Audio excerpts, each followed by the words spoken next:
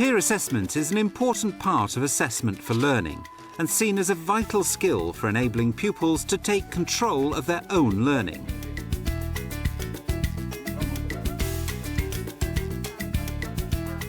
One school that's developed strategies to promote and support peer assessment is Specialist Language College Prince Henry's Grammar School in Otley on the outskirts of Leeds.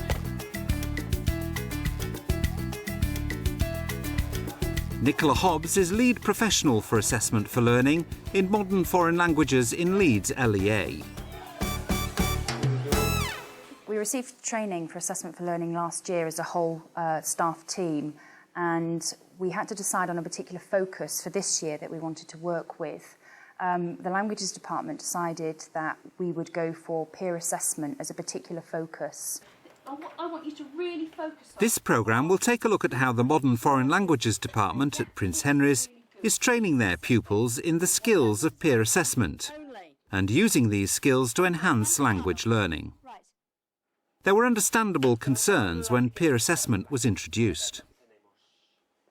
Once you give control to students, it's much less certain what the outcome will be. When we've got teacher-led activities, you're much more in control. Handing over to students and hoping that they're actually going to take this seriously and that they're actually going to find enough material there to feed back on is a bit of a gamble. And that takes training, and it really is just down to training students to do that. So how do they train pupils in peer assessment techniques? This is Nicola Hobbs' Year 8 class, learning to assess each other's oral language skills. I want you to be able to evaluate each other's performance. I want you to be able to give positive feedback to that person's performance and set targets for their future work. By sharing the objective at the beginning and checking that, we are clear about that throughout the lesson, pupils will know in the plenary part of the lesson whether or not they have achieved what the teacher set out for them to do. Now you've gone away and... She starts by setting out the assessment criteria to enable the pupils to assess themselves. Okay. Now, first of all, let's just think about what makes a good answer and a not so good answer. It's important to share the success criteria with them, and we normally do that by the teacher modelling what a good answer would be and also providing a bad answer and getting them to perhaps say what needs to be done to therefore make that a good answer. ¿Tienes hermanos? Sí, tengo un hermano que se llama John. What do we think of my answer? Reese. Okay, you said what? I didn't pronounce my QU correctly. Nicola moves on to explain how to give feedback. When you're listening to one another, rather than you just saying, yeah, it was good, yeah, it wasn't bad that, doesn't really tell them, does it, anything specific. So when you're giving feedback, I want you to be as specific as you possibly can, okay? Focus on things such as, if their pronunciation was good, okay, you could actually say, and you pronounce all of these letters correctly. Longer. The big thing that we try and press home with them is that they extend their sentences as much as they possibly can, that they're not just using short sentences, that they provide as much detail as they can, that they give opinions wherever they can as well, that they develop what they're saying by using connectives. Just jot down a little cross perhaps every time you hear a connective, and they should have at least 5 to get those extra bonus marks. I'd like you to think of 2 things, please, that you can actually say that's positive about that person's assessment. I then want you to set some targets with them. It might be use connectives more often to link sentences together. Remember the pronunciation rule of particular letters. It might well be that they forgot how to pronounce a certain letter. That's what peer assessment, looking at each other's work, really helps you to understand what you've written and what somebody else has written. It helps put your ideas into other people's work as well. Another aspect of peer assessment is to consider written work. Here, Chris Lillington is making use of a model text to explain written assessment criteria to his Year 10 class. And what we wanted to do today was to get them to look at a model text, if you like, a good piece of work which had been produced by 2 students in the group, and to analyse what made it a good text, for them to be able to identify the characteristics of a good piece of writing, so that they in their own writing could then use some of those features to improve the quality. Lo importante es estudiar las características interesantes de este texto. ¿Qué hace Carolina y Esteban para hacer un texto interesante. Opiniones es una cosa, connectives, enlaces es otro. They could see very clearly that this piece of work was very rich in narration and descriptions and so on, because they had very vividly in front of them, colour-coded, lots of opinions, lots of adjectives, lots of verbs and so on. So it was a very visual way, I suppose, of getting them to see the quality piece of work that they are capable of, because after all it wasn't my work, it was the work of one of their peers, and therefore something which they can aspire to. We're just interested in what makes it a good text from a communication point of view, what they've said, and from a range and complexity point of view, how varied and how sophisticated the language is.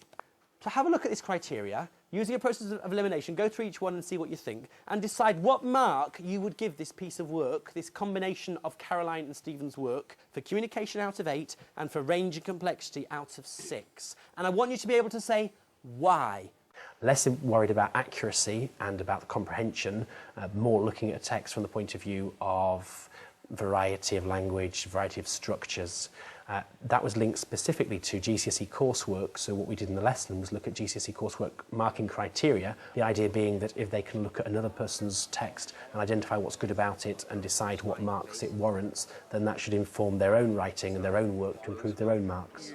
Narrates events, gives full descriptions, and they've said like the reasons why they thought that she was pretty and things like that. So I'd give it generally 6 for complexity and 8 for communication as well. I can see that the quality of their work is improving, and the sort of coursework that they're producing now is better on that basis than it was earlier in the year, because they're using these techniques and they're much more aware now of what constitutes a good piece of work, a quality piece of work. Range of complexity. 3. No. 4. 5. 6. You're very generous markers, aren't you? Wide range of vocabulary and structures used effectively. Longer, more complex sentences handled well. The text flows well, and I'd agree. And I would probably have given it 7, 6, possibly 8, 6, but I'm a bit mean.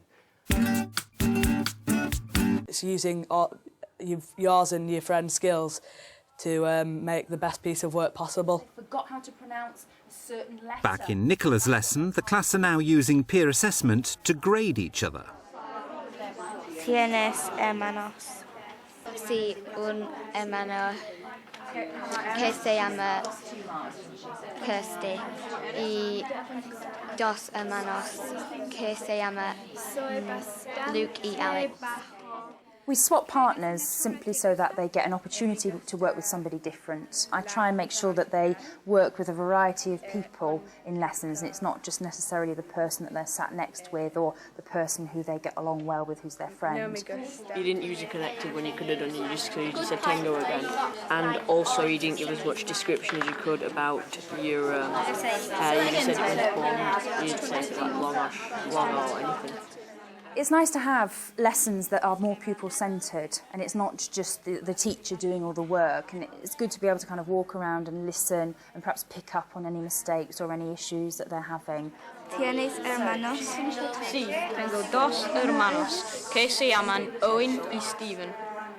After the question, allow yourself a little bit of time to think about what your answer is what your score is going to be for him.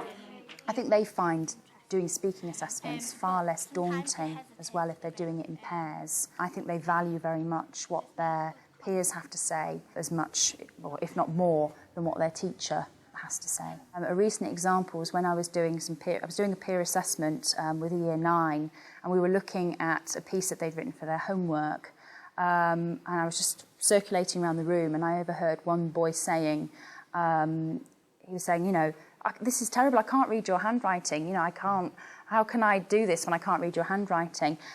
And the boy whose book it was, I think, really took that on board. In pairs, to work out... Nicola is also getting the class to mark their partner's work according to national curriculum criteria. You are the person that did your partner's test, so if it says they can give 3 or 4 answers out of the 6 questions, if they can only answer 3 or 4, then you tick that box. And I understood all your pronunciation. That was really good. Yeah, and like I was pleased that you managed to get your adjective endings well with your nouns. Yeah. So the next step is to get pupils to assess each other in Spanish. This is what Barbara Harper is doing with her Year 9 class as they deliver a weather forecast to their classmates. Make sure you've got in front of you the assessment sheet. For the first time today we're going to try and assess each other in Spanish. Hola, hoy es el 15 de abril. En el norte de España hace muy bien tiempo porque hace sol.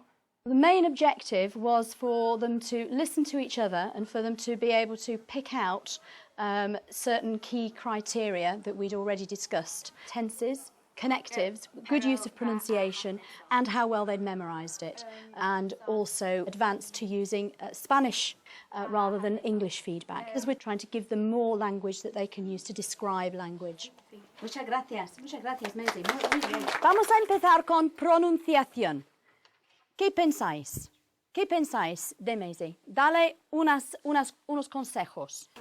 Fenomenal. Fenomenal, vale. Quite often we try to do these assessments where they're done either in small groups or in pairs, and in that situation they find that obviously much less stressful. But something like this occasionally is great because it showcases to them all how well some of them can perform. Emma, los tiempos verbales. Buen uso del presente. Buen uso del presente, sí. Y Matthew? Buen uso del futuro. Muy bien, sí. At level 4, because you meet... Nicola finishes off her lesson by asking the class for some feedback on how they feel the lesson went. Okay, so let's round up. Did I give good feedback to my partner when they were doing their test? Okay. Did I manage to evaluate not just my level but my partner's level in the national curriculum? What are my opinions on what we did? Is it worthwhile doing this? When you leave, I want you to put it on the door, okay? So once you've left the room, I'm going to be able to read your feedback on how you found this lesson. It's just nice to kind of get some feedback from them on how they feel the lesson has gone, you know, whether or not they feel it was a useful exercise. It's a good way of getting them to actually provide feedback in a way that they will probably be far more honest if they just have to write something down and put it on the wall as they leave, as to me actually putting them on the spot in front of everybody else in their lesson. Occasionally you'll get some that just will say things like, I was good at feedback. But some, you know, really have clearly thought about it. So they've put, yes, I achieved them because I evaluated the test and did it as well. Yes, I think it's much better than doing the assessment with a teacher. It says, I think it's better to do it in partners because we won't get as nervous.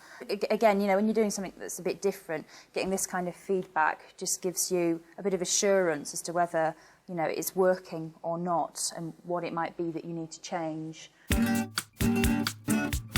It's not as much pressure when you're getting your friend to assess you because they're like your friend and you don't feel as nervous. All members of the department have said that they've really felt that children not only are doing very well in their speaking, but they're gaining confidence in doing so.